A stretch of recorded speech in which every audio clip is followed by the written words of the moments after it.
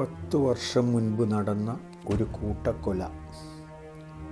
എല്ലാവരും മരിച്ചെന്ന് കരുതിയപ്പോൾ ഒരു കുട്ടി മാത്രം ജീവനോടെ രക്ഷപ്പെട്ടു. ആ കുട്ടി ആരാണ്? അവൻ തന്നെയാണോ കൊലയാളി? സത്യം പുറത്തു വരാൻ ഇനി കുറച്ചു സമയം മാറും. കൊലയാളി എന്ന നോവലിൻ്റെ ഓഡിയോ ആവിഷ്കാരം 32ാം ഭാഗം. മരിച്ചവനെ പോലും ജീവിപ്പിക്കാൻ മരുന്നുണ്ടെന്ന് പറയുന്ന ഒരു മനുഷ്യൻ. അയാൾ രക്ഷിച്ച ആ കുട്ടി ഇന്ന് സീരിയൽ കില്ലർ ആണെങ്കിൽ ഏത് കൊടി കെട്ടിയവനും ഒളിപ്പിച്ച സത്യം പുറത്തു പറഞ്ഞു പോകുന്ന ഗരുഡൻ പറവ വരെ അവസാനം നടത്തി നോക്കി. അതായത് കൈകൾ പിന്നിൽ കെട്ടിത്തൂക്കി. എന്നിട്ട് പോലും ദാമു അത്രയും മാത്രമേ പറയുന്നുള്ളൂ. ഒരു കാര്യം ഉറപ്പ്, ദാമു ഒരു കൊട്ടേഷൻ ഏറ്റുകൊണ്ട് വന്നതാണ്. അത് നടത്തി തിരിച്ചു പോകാൻ കഴിയുന്നതിന് മുൻപ് തന്നെ അവൻ പിടിക്കപ്പെട്ടു. അത്രയും അവൻ തുറന്നു പറയുകയും ചെയ്തല്ലോ. ആരാണ് കൊട്ടേഷൻ ഏൽപ്പിച്ചത് എന്ന് അവൻ അറിയില്ല എന്ന് തന്നെ വേണം വിചാരിക്കാൻ. അത് ആർക്ക് വേണ്ടിയാണ് എന്നൊക്കെ നിങ്ങൾക്ക് കണ്ടുപിടിക്കാൻ കഴിയുമോ എന്ന് നമുക്ക് നോക്കാം. വേണമെങ്കിൽ ദാമുവിനെ നിങ്ങൾക്ക് ചോദ്യം ചെയ്യാം. അടുത്ത ഒരു ദിവസം നിങ്ങൾ ഇങ്ങോട്ട് വന്നാൽ മതി. ഇത്രയും കാര്യങ്ങൾ കേട്ടതിന് ശേഷം വിവരമറിയിക്കാം എന്ന് മഹേന്ദ്രൻ പറഞ്ഞു. അങ്ങനെ ചെയ്യണമെങ്കിൽ തന്നെ എല്ലാവരുമായി ആലോചിക്കാതെ ഒരു തീരുമാനം പറയാൻ കഴിയില്ലല്ലോ. അപ്പോഴേക്കും രഞ്ജിത്ത് കൊച്ചുപാലയോട് സംസാരിച്ചു തുടങ്ങിയിരുന്നു.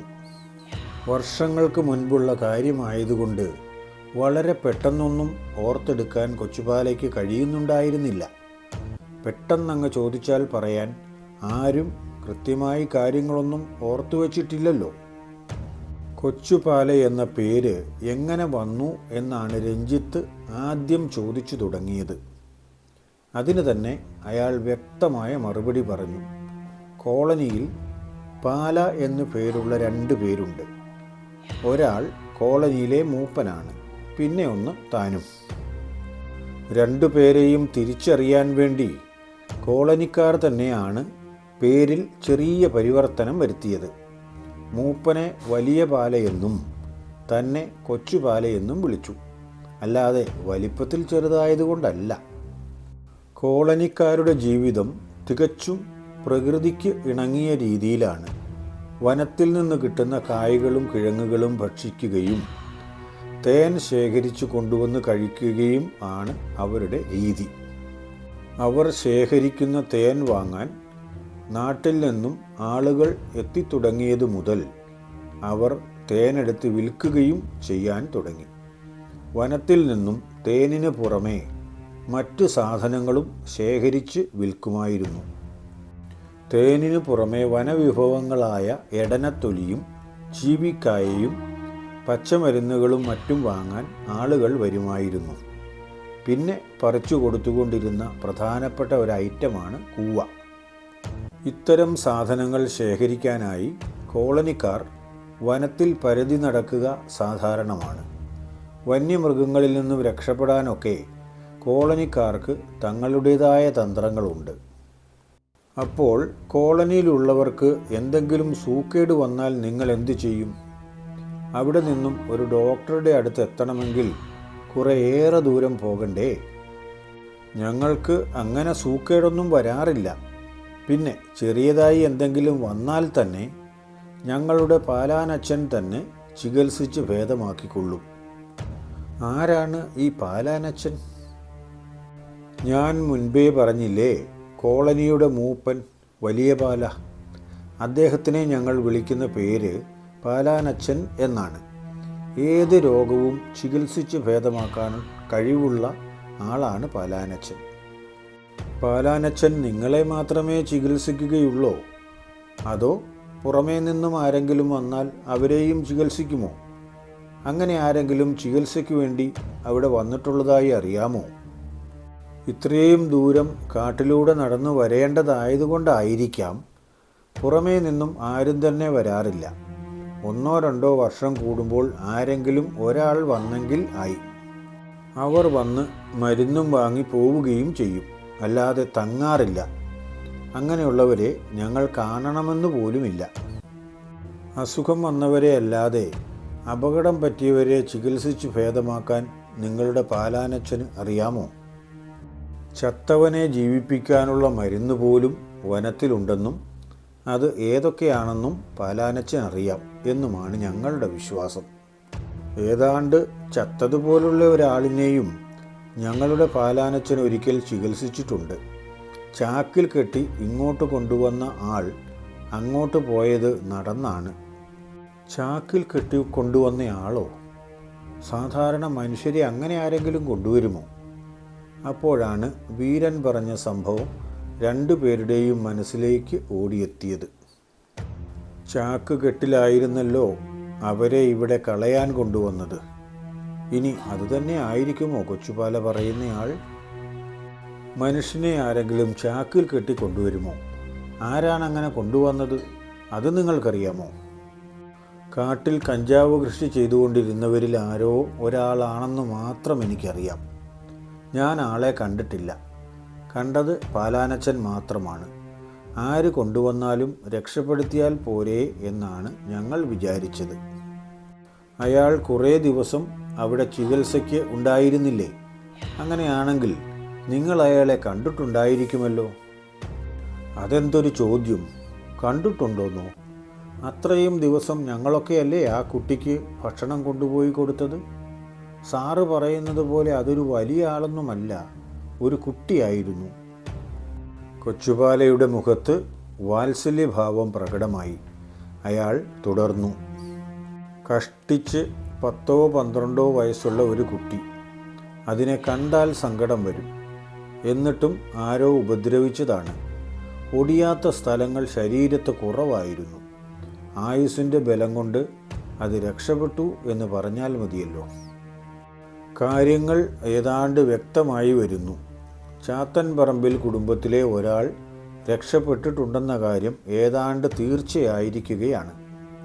കൊച്ചുപാല പറയുന്നത് ഒരു തരത്തിലും കെട്ടിച്ചമച്ചതല്ല. യഥാർത്ഥത്തിൽ സംഭവിച്ച കാര്യങ്ങൾ സത്യസന്ധമായി പറയുന്നതാണ്. പൂർണ്ണമായും വിശ്വസിക്കാം. ആ കുട്ടി നിങ്ങളുടെ പാലാനച്ചൻ്റെ ചികിത്സയിൽ കുറേ നാളെങ്കിലും ഉണ്ടായിരുന്നില്ലേ? പിന്നെ അയാൾ എവിടേക്കാണ് പോയത്? അതിനെപ്പറ്റി എന്തെങ്കിലും അറിയാമോ? 3-4 വർഷം ഞങ്ങളുടെ അവിടെ ചികിത്സയിലുണ്ടായിരുന്നു. പാലാനച്ചൻ്റെ വീട്ടിൽ തന്നെയായിരുന്നു താമസം. എങ്കിലും എഴുന്നേറ്റ് നടക്കാനായപ്പോൾ മുതൽ ഞങ്ങളുടെ എല്ലാം വീടുകളിൽ അവൻ വരുമായിരുന്നു. ഞങ്ങളെല്ലാം അവനെ സ്നേഹിച്ചു. വിശിഷ്ടമായി ഞങ്ങൾക്ക് എന്ത് കിട്ടിയാലും അവന് കൊണ്ടുപോയി കൊടുക്കുകയും ചെയ്യുമായിരുന്നു.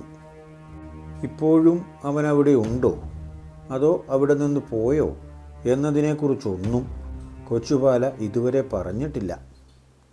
വിട്ടുപോയതായിരിക്കും എന്നതുകൊണ്ട് അതിനെപ്പറ്റി രഞ്ജിത്ത് ഒരിക്കൽ കൂടി ഓർമ്മിപ്പിച്ചു.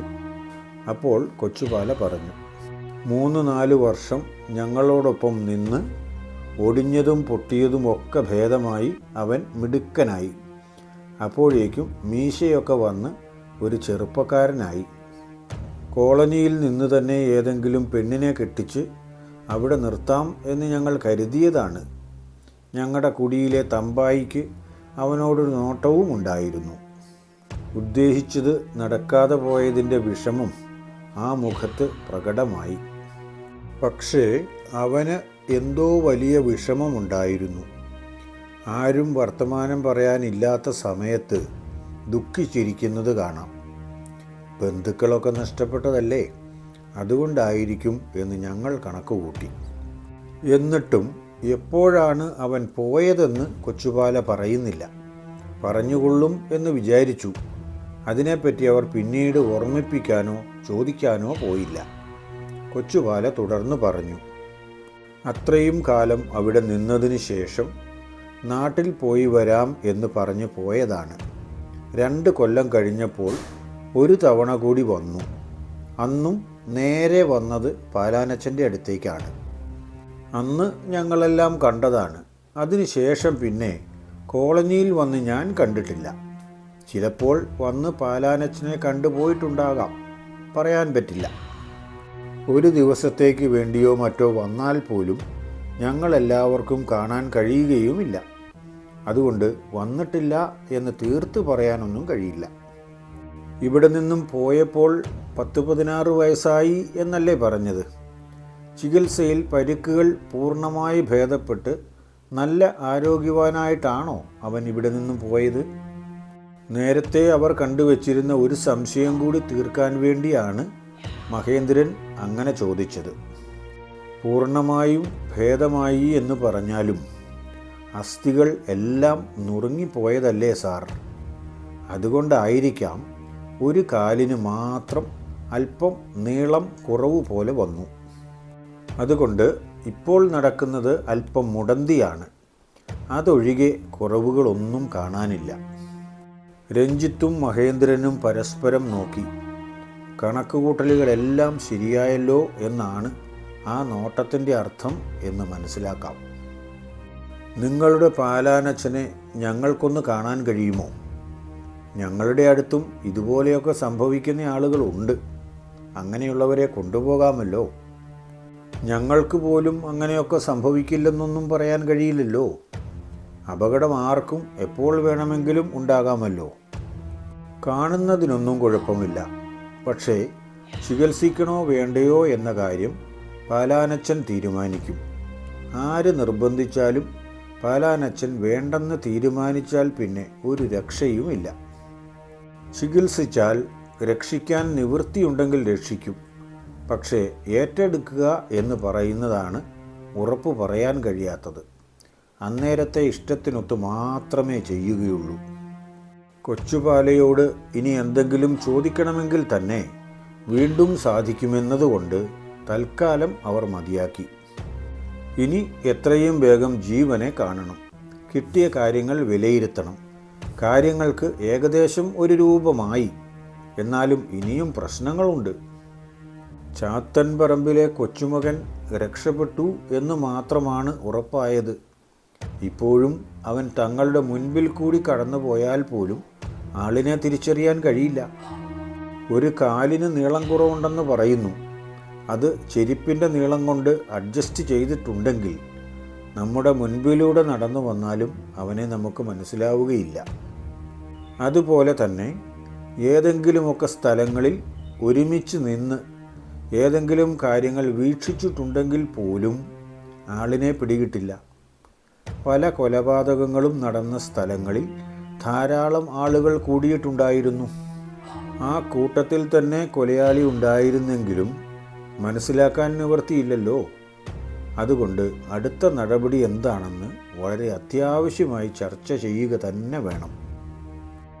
അതിനനുസരിച്ച് സമയോചിതമായ നടപടിയെടുത്താൽ ചിലപ്പോൾ കില്ലറുടെ കൊലപാതക സീരീസ് അവിടം കൊണ്ട് മതിയാക്കാനും കഴിഞ്ഞേക്കും. അതുകൊണ്ട് സമയം കളയാതെ രഞ്ജിത്തും മഹേന്ദ്രനും അവിടെ നിന്ന് തന്നെ തിരിച്ചു പോന്നു. കൊച്ചുപാല വനപാലകരോടൊപ്പം ഡ്യൂട്ടിക്കും പോയി. ജീവൻ ജോസും ജോസ് മാത്യുവും ഉമ്മച്ചനെ കാണാനാണല്ലോ പോയത്. അവർക്ക് തടസ്സങ്ങൾ ഏതുമില്ലാതെ ഉമ്മച്ചനെ കാണാൻ പറ്റി. മാന്യമായ സ്വീകരണമാണ് അവിടെ അവർക്ക് ലഭിച്ചത്. ചായ കുടി കഴിഞ്ഞ് ഉമ്മച്ചൻ അവരോട് ചോദിച്ചു, സാറന്മാർ വെറുതെ എന്തായാലും എന്നെപ്പോലുള്ള പാവങ്ങളെ കാണാൻ വരില്ലല്ലോ. അപ്പോൾ പിന്നെ വന്ന കാര്യം പറഞ്ഞാൽ ഉമ്മച്ചന് എവിടെയെങ്കിലും പോകണമെങ്കിൽ പോകാമായിരുന്നു. എന്തൊരു വിനയം, എന്ത് എളിമയോടെയുള്ള വർത്തമാനം. ഇത് കേട്ടാൽ ആർക്കെങ്കിലും തോന്നുമോ ഇയാളൊരു ഫ്രോഡാണെന്ന്? അതാണ് അയാളുടെ കഴിവ്. ഇയാളെ പോലുള്ള ഒരാൾ ഒരു കുടുംബത്തെ മൊത്തം ഇല്ലായ്മ ചെയ്തിട്ട് അവരുടെ സ്വത്ത് തട്ടിയെടുത്തതാണെന്നൊക്കെ ആരെങ്കിലും വിശ്വസിക്കുമോ? സമാനമായ മറ്റ് പല പ്രവൃത്തികളും അയാൾ ചെയ്തിട്ടുണ്ടാകും. ശ്രദ്ധയിൽപ്പെട്ടത് ഇതുമാത്രമാണെന്നുള്ളതുകൊണ്ട് ഈ ഒരു കാര്യമെങ്കിലും പറയാം. അത്ര പോലും ചെയ്യുമെന്ന് തോന്നുന്നില്ല. പാവം മനുഷ്യൻ. ജീവൻ ജോസ് ശാന്തമായി പറഞ്ഞു തുടങ്ങി. പറയുന്ന കാര്യങ്ങൾ ഒരു മുൻവിധിയുമില്ലാതെ സ്വീകരിക്കും എന്നാണ് ഉമ്മച്ചനോട് ഇത്രയും സമയം സംസാരിച്ചതിൽ നിന്ന് അവർക്ക് മനസ്സിലാവുന്നത്. ഒരു കേസിൻ്റെ കാര്യത്തിന് ചുരുക്കം ചില വിവരങ്ങൾ അറിയാനും നിങ്ങളുടെ ജീവന് നേരെ ഉണ്ടാകാൻ സാധ്യതയുള്ള ഒരു ഭീഷണിയെ തടയാനും വേണ്ടിയാണ് ഞങ്ങൾ ഇപ്പോൾ ഇവിടേക്ക് വന്നത്. ഉമ്മച്ചൻ ഒന്ന് പൊട്ടിച്ചിരിച്ചു. ചിരിച്ചപ്പോൾ കൊമ്പൻമേശയുടെ തുമ്പ് വിറച്ചു, ഉണ്ടക്കണ്ണുകൾ മിഴിഞ്ഞു. എന്നിട്ട് അയാൾ പറഞ്ഞു, ഒന്നാമത്തെ കാര്യം, ഞാനായിട്ട് ഒരു കേസിലും ഉൾപ്പെട്ടിട്ടില്ല. അതുകൊണ്ട് കേസുകളുമായി ബന്ധപ്പെട്ട വിവരങ്ങളൊന്നും തരാൻ ഈ ഉമ്മച്ചനെ കൊണ്ട് കഴിയില്ല. പിന്നെ എനിക്ക് തരാൻ കഴിയാത്ത കാര്യങ്ങൾ എന്നിൽ നിന്നും എടുക്കാൻ ആരെക്കൊണ്ടും കഴിയുകയുമില്ല. അയാൾ ലേശം കൂടി ഞെളിഞ്ഞിരുന്നു. സംസാരത്തിൽ പ്രകടമായ ഭാവം അഹങ്കാരമാണ്. അത് കണ്ടിരിക്കാതെ അവർക്ക് നിർവാഹമില്ലല്ലോ. ഉമ്മച്ചൻ തുടർന്നു, പിന്നെ രണ്ടാമത്തെ കാര്യം, ഇന്ന് വരെ എന്തിനെയെങ്കിലും ഭയന്നിട്ടുണ്ടായിരുന്നെങ്കിൽ ഉമ്മച്ചൻ ഇപ്പോഴത്തെ ഉമ്മച്ചനാവുകയില്ലായിരുന്നു. ആ പരിപാടി ഉമ്മച്ചന് ഇല്ലാന്ന് പറയും. ഏത് പേടിക്കുന്ന പരിപാടി. പിന്നെ ഇങ്ങോട്ടുണ്ടാക്കാൻ വരുന്നവനെ പുല്ലുപോലെ തട്ടിത്തെറിപ്പിക്കാനാണ് ഉമ്മച്ചൻ പഠിച്ചിട്ടുള്ളത്. അങ്ങോട്ട് തിരിച്ചും കൊടുക്കാതെ ഉമ്മച്ചൻ വിട്ടിട്ടില്ല. ജോസ് മാത്യു മനസ്സിൽ വിചാരിച്ചു, ഇങ്ങോട്ട് പോന്നപ്പോഴേ ആകുന്നത് പറഞ്ഞതാണ്. ഇവനെപ്പോലുള്ളവൻ്റെ ജീവൻ രക്ഷിക്കാൻ കച്ചകെട്ടി ഇറങ്ങണ്ടാന്ന്. എന്നിട്ടിപ്പം ഇവൻ്റെ പൊങ്ങച്ചം കണ്ടുപോകേണ്ട ഗതിയായില്ലേ? ഇവൻ്റെയൊക്കെ ജീവൻ രക്ഷിക്കണമെന്ന് ദൈവം തമ്പുരാന് പോലും ആഗ്രഹിക്കുമെന്ന് തോന്നുന്നില്ല. പിന്നെ ആർക്കെങ്കിലും ഇവൻ്റെ ജീവൻ രക്ഷിക്കാൻ കഴിയുമോ? എടുക്കുന്നവൻ ആരാണെന്ന് വെച്ചാൽ ജീവനങ്ങോട്ട് എടുക്കട്ടെന്നേ. അതിനിപ്പോൾ ആർക്ക് ഛേദം? ചാത്തൻ പറമ്പിലെ കൊച്ചുമകൻ ജീവനോടെ ഉണ്ടെന്ന് ഉറപ്പായി. പക്ഷേ അവൻ ആരാണെന്ന് കണ്ടെത്താനായിട്ടില്ല. അവൻ അവരോടൊപ്പം തന്നെ ചിലപ്പോൾ നടന്നിട്ടുണ്ടാകാം. എന്നാലും അറിയില്ലല്ലോ. അടുത്ത ഭാഗങ്ങളിൽ ആ രഹസ്യം പുറത്തു വരുമോ? സ്കിപ്പ് ചെയ്യാതെ മുഴുവനും കേൾക്കണേ. ലൈക്കും ഷെയറുമൊക്കെ ചെയ്ത് സഹായിക്കണം കേട്ടോ. അടുത്ത ഭാഗവുമായി മറ്റന്നാൾ വരുന്നതുവരെ എല്ലാവർക്കും വേണ്ടി പ്രാർത്ഥിക്കുന്നു. എല്ലാവർക്കും നന്മ നേരുന്നു.